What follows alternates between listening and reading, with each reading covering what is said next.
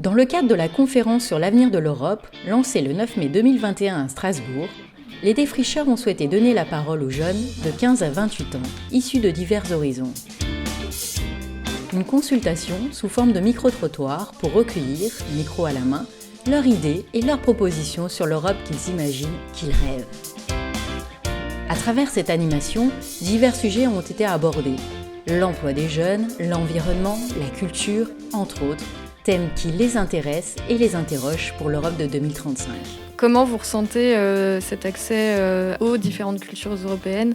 Quand on est dans l'Union, on a du coup un registre culturel qui est vraiment très très riche.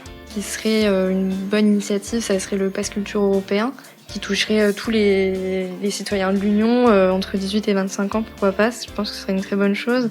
Quand on est frontalier, on a la chance d'être pas loin de l'Allemagne. On pourrait aller dans les musées allemands ou belges ou luxembourgeois qui sont pas trop loin non plus.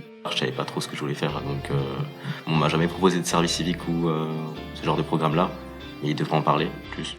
Je pense que le corps européen de solidarité, c'est un bon début parce qu'il y a beaucoup d'avantages, que ce soit financier ou même au niveau de l'accompagnement. Il devrait y avoir beaucoup plus de communication autour de ce genre de programme.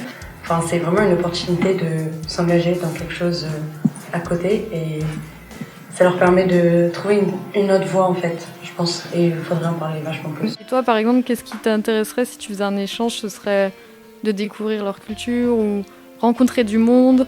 Ça serait de rencontrer du monde, apprendre une culture et apprendre de différentes langues.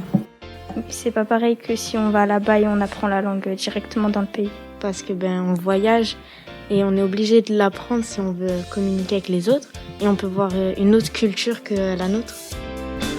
Un vrai exercice de démocratie participative qui leur a permis de s'exprimer sur ce qu'ils attendent de l'Union européenne et dessiner l'Europe de demain, durable, solidaire, multiculturelle et citoyenne.